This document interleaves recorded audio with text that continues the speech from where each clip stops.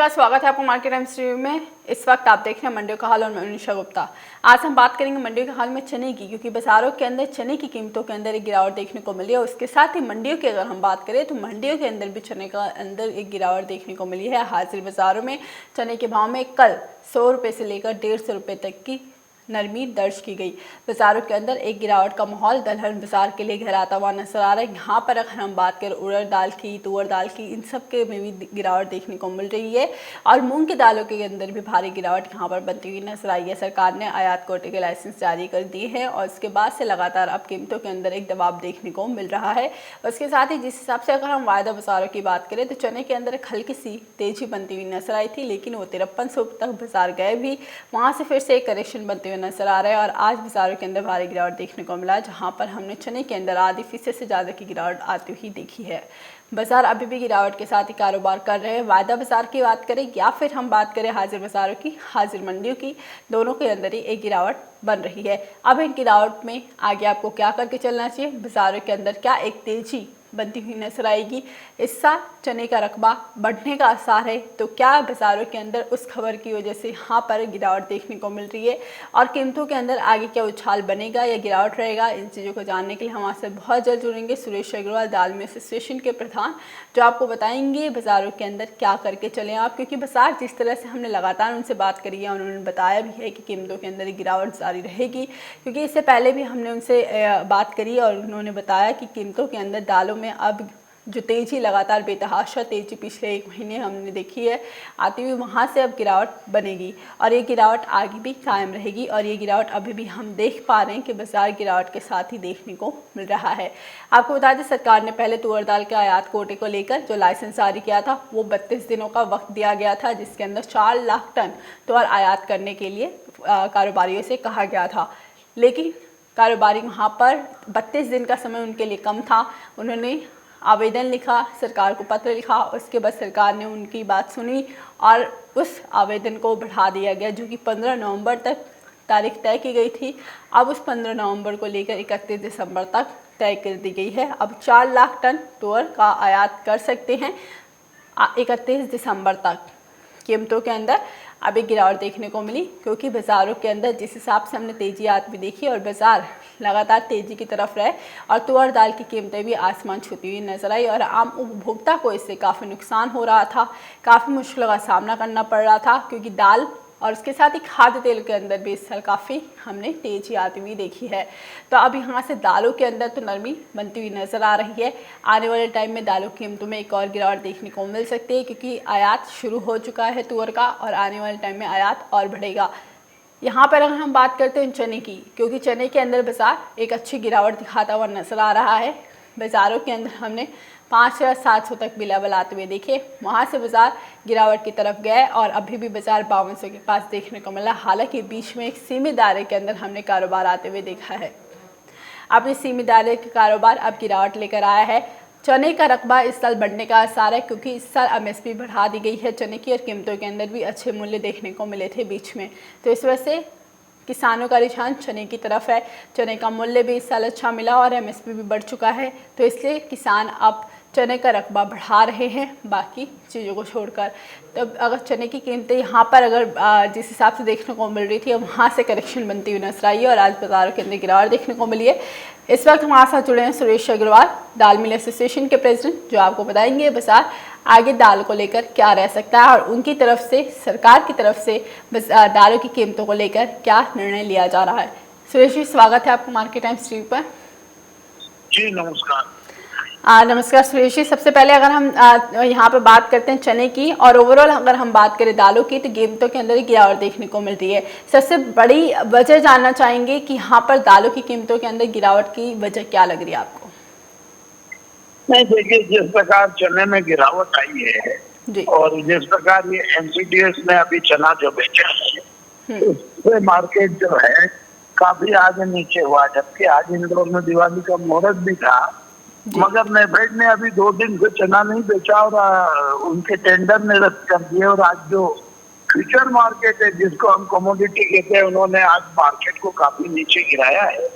इसलिए ये चने में आज पूरे देश में गिरावट आई हुई है, चाहे जयपुर हो, चाहे इंदौर हो या चाहे अकोला हो। तो काफी इसमें गिरावट आई है करीब चलेंगे। और आगे अगर देखें तो सरकार का समर्थन मूल्य जो है वो समर्थन मूल्य लगभग समर्थन मूल्य जो है वो 5,075 है। उस हिसाब से जो चना है 5100 से नीचे नहीं आना चाहिए, मगर अब ये जो फ्यूचर मार्केट है ये लगता है किसानों को नुकसान देके चने को और नीचे ले जाने की कोशिश करेंगे, जबकि पिछले वर्ष की तुलना इस बार चने का जो स्टॉक है वो भी उतना नहीं है। हम देखें कि काबुली चना जो आज देश के बाहर जा रहा है, कोलंबो जा रहा है, यहाँ जा रहा है, मगर जब भी हम देश में कोई चने का मूवमेंट देखते हैं तो फ्यूचर मार्केट अगर उसको माइनस कर देता है तो बाजार अपने आप सब दूर माइनस हो जाता है, चने में भी और चने दाल में। और इसके कारण आगे चल के जो नई फसल की संभावना करते हुए इसको माइनस कर रहे हैं। तो अभी चने की नई फसल आने में समय है, जनवरी तक महाराष्ट्र और कर्नाटक की फसल आएगी। तो चने में यूं तो मद्दी नहीं है, मगर फ्यूचर मार्केट उसको नीचे रखी है और किसानों के हित का काम वर्तमान में कर रहा है। जी, यानी ये माने यहाँ पर फ्यूचर मार्केट की तरफ से गिरावट देखने को मिल रही है। अगर यहाँ से बात करते हैं सुरेश जी, तो हमने हाजिर बाजारों के अंदर भी एक बड़ी गिरावट आती हुई देखी है। अगर हम कल की मंडियों की बात करें तो कल मंडियों के अंदर बाजार एक गिरावट की तरफ देखने को मिला और चने का बाजार लगभग 100 से 150 रुपये गिरा। तो हाजिर में भी ये गिरावट बन रही है। नेफेड का आपने बात किया, नेफेड तो अभी 11 नवंबर को नेफेड ने ये कहा था कि हम अभी चने को रोकेंगे जी, और उसके बाद जब 11 नवंबर को नेफेड द्वारा ये वेबसाइट पे घोषणा की गई कि हम चने को अभी रुक के देखेंगे, तो 3-4 दिन में चना सुधर गया। मगर कल से फिर नेफेड ने ये कहा कि हम 8 लाख मैट्रिक टन अपने पास स्टॉक रखेंगे, कि 1 लाख मैट्रिक टन मिलिट्री और अदर्स के लिए स्टॉक रखेंगे और बचा हुआ बेचेंगे। तो ये हर 11 तारीख से आज 18-19 तारीख, हर 8-8 दिन में जो नेफेड अपने यहाँ वेबसाइट पे बार बार चेंज करती है कि हम 8 दिन पहले नहीं बेचेंगे अब बेचेंगे, इससे भी बाजार का सेंटिमेंट बिगड़ता है। अब कल इनकी घोषणा के बाद आज बाजार नीचे आ गया है। तो जब फिजिकल में नीचे आया तो फ्यूचर मार्केट के कारण ही वो नीचे आता है। तो नेफेड को अपनी एक पॉलिसी बनाना चाहिए कि हर महीने इतना माल बेचना चाहिए। खरीदी तो नेफेड जो है फरवरी, मार्च, अप्रैल, मई तक करती है, मगर सेल आउट की उनकी कोई पॉलिसी नहीं है, कोई उनका फंडामेंटल कोई सिस्टम नहीं है, कोई उनका प्लान नहीं है। जब भी नई फसल आती है उस समय वो बेचने का मन बनाते हैं और जब वो बेचने का मन बनाते हैं तो बाजार में जी, यानी यहाँ पे नेफेड को माने सुरेश जी की अपनी पॉलिसी में चेंज करने की ज़रूरत है, क्योंकि इसके ऊपर चर्चा पहले भी हो चुकी है। नेफेड के एक डिसीजन की वजह से, एक फैसले की वजह से यहाँ पे कीमतों के अंदर काफ़ी उछाल और एक बार गिरावट भी आती हुई देखने को मिलती है। और इस साल हमने इस वक्त फिर से एक गिरावट आती हुई देखी। कल जब नेफेड का बयान आया, उन्होंने घोषणा करी कि अब वो मार्केट में चना निकालेंगे। ये जानना चाहेंगे कि चने का रकबा भी इस साल काफ़ी बढ़ा है, क्योंकि चना की तरफ जिस तरह से एमएसपी बढ़ाई गई चने की, तो यहाँ पर किसानों का रुझान चने की तरफ आया है, क्योंकि चने के अंदर लागत भी उनका ये मानना है कि लागत और मेहनत कम करनी पड़ती है, इसलिए चने की तरफ रकबा बढ़ेगा। तो ये खबर की वजह से भी चने की कीमतों के अंदर एक गिरावट बनी है। नहीं, रकबा तो ठीक है, अभी वो अभी चल रही है। आज की तारीख में भारत सरकार भी निर्णय नहीं कर सकती कि कितना बोया गया। अभी महाराष्ट्र की बोनी हो गई है, कर्नाटक में हो गई है, मध्य प्रदेश में बोनी चल रही है और राजस्थान में जो चने की बोई है वो अगले महीने दिसंबर में जाके होगी। तो इस तरह से बोनी आते दिसंबर तक चलेगी। तो रकबे का जो निर्णय है वो दिसंबर में आएगा। मगर पिछले साल जो चना बोया, आज उस स्थिति को देखे तो चने की बोनी अभी किसी भी सूरत में कम नहीं है, मगर चना पिछले साल की तुलना अभी बोया गया और अब दिसंबर में निर्भर करेगा कि राजस्थान में कैसा वेदर होता है और कितने बुआई होती।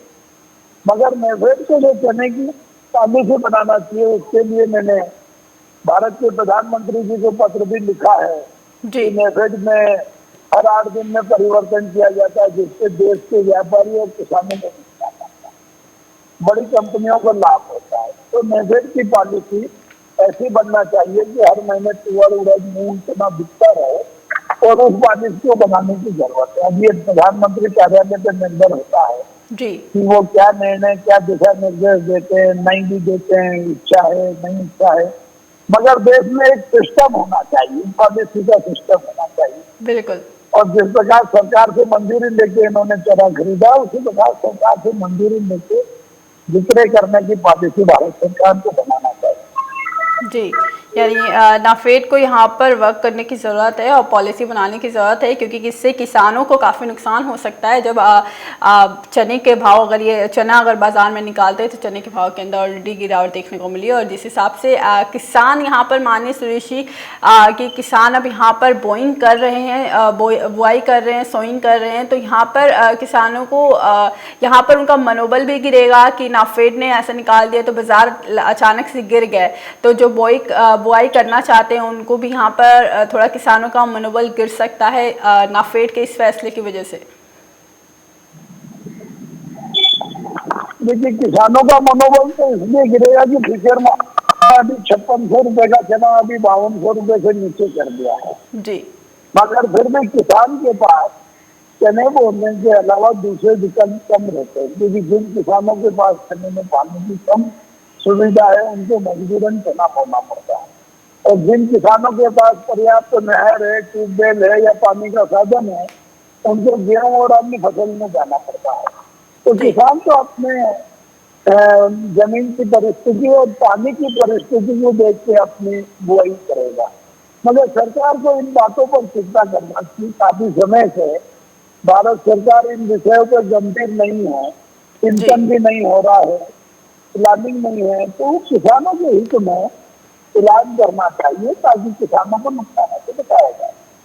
बिल्कुल, यहाँ पर सरकार काम करेगी और किसानों का नुकसान ना हो, इसलिए यहाँ पर नाफेड को भी काम करने की ज़रूरत है, और नाफेड एक पॉलिसी बनाए जिससे वो अपनी बाज़ार में अगर जब भी बिकवाली करे चने की या किसी भी प्रोडक्ट की, तो वहाँ पर किसानों को एटलीस्ट नुकसान ना उठाना पड़े।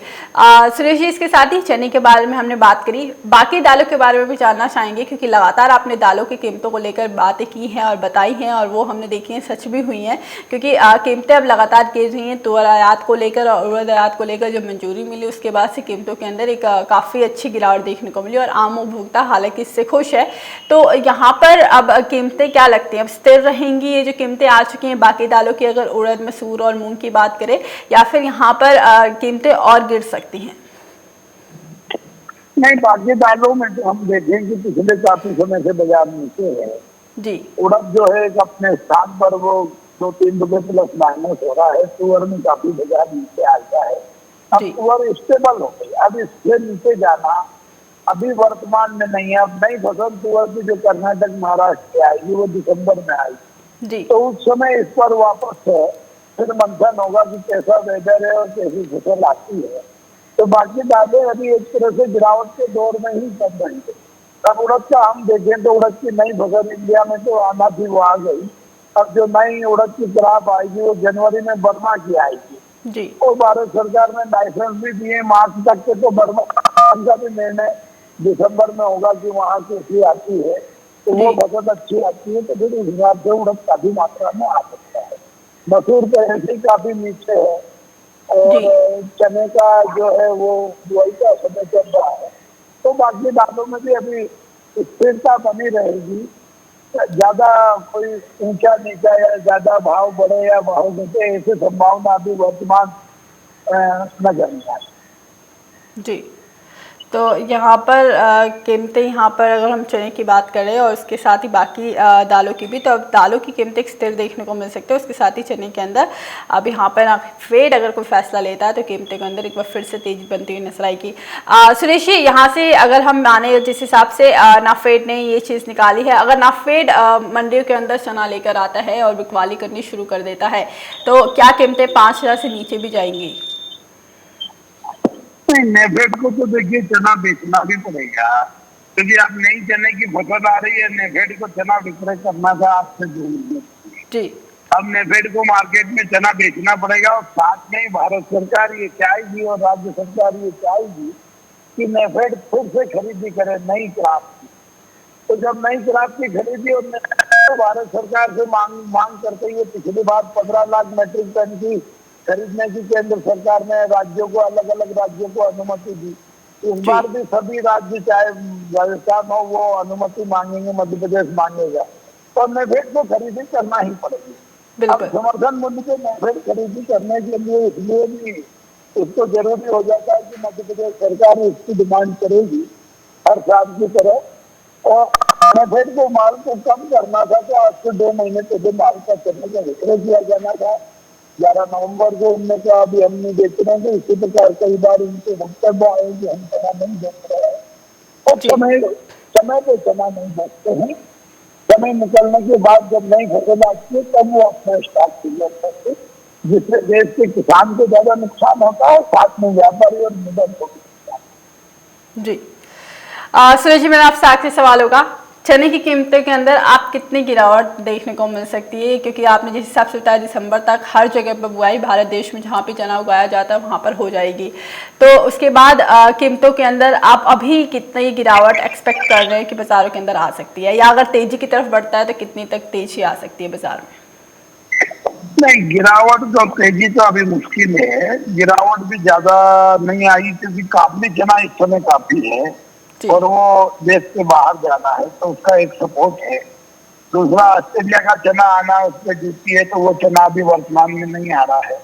अगर ऑस्ट्रेलिया का चना आता तो ज्यादा गिरावट देखने को मिलती, और नेफेड अपना चना रुक रुक के बेचेगा तो ज्यादा गिरावट नहीं आएगी और किसान को नुकसान नहीं होगा। और अगर नेफेड अपना चना तेज स्पीड में बेचेगा और एनसीडीएस भी बाजार को माइनस करेगा। एनसीडीएस तो हम कहते हैं फ्यूचर मार्केट, मगर वो किसान के लिए नहीं है, क्योंकि किसान एनसीडीएस में कारोबार करने में अपने आप को आसान महसूस करता है। 80% व्यापारी भी आसान महसूस करते हैं। ये तो कंप्यूटराइज वो बिजनेस है। अगर ये एनसीडीएस बाजार को अप डाउन करता है, इससे ज्यादा गिरावट आती है। तो अब सरकार को देखना चाहिए कि इस समय किसानों का नुकसान ना हो। 25 से 35 करोड़ किसान है, उनके हित में सरकार को आगे चल के गंभीरता से अध्ययन करने की आवश्यकता है। मैं प्रधानमंत्री को पूर्व में पत्र लिखा, उसका स्मरण पत्र फिर भेजूंगा ताकि वो इस पर निर्णय करें। कीमतों के अंदर यहाँ पर जिस हिसाब से चने के अंदर देखने को मिला, बाजार यहाँ पर गिरावट की तरफ बाजार आते हुए नजर आए, लेकिन एक्सपोर्ट को लेकर यहाँ पर बात की जा रही है कि अगर चने का एक्सपोर्ट होता है यहाँ पर तो कीमतों के अंदर एक तेजी बनती हुई नजर आ सकती है। हालांकि अभी बाजारों के अंदर भारी गिरावट या भारी तेजी की आशंका लगाना काफ़ी मुश्किल होगा और बहुत जल्द होगा, बहुत जल्दबाजी होगी इसमें, क्योंकि कीमतों के अंदर अभी आज हमने काफ़ी भारी गिरावट आती हुई देखी है और कीमतें आगे एक सामान्य रूप देखने को मिल सकता है चने के अंदर। उसके साथ ही दालों की अगर हम बात करें तो दालों के अंदर भी एक सीमित दायरे में बाजार एक बार वापस आ चुके हैं, और यहाँ पर जिस हिसाब से सरकार ने आयात कोटा लाइसेंस जारी किया उसके बाद से कीमतों के अंदर एक स्थिरता बनी हुई है सारे ही दालों के अंदर।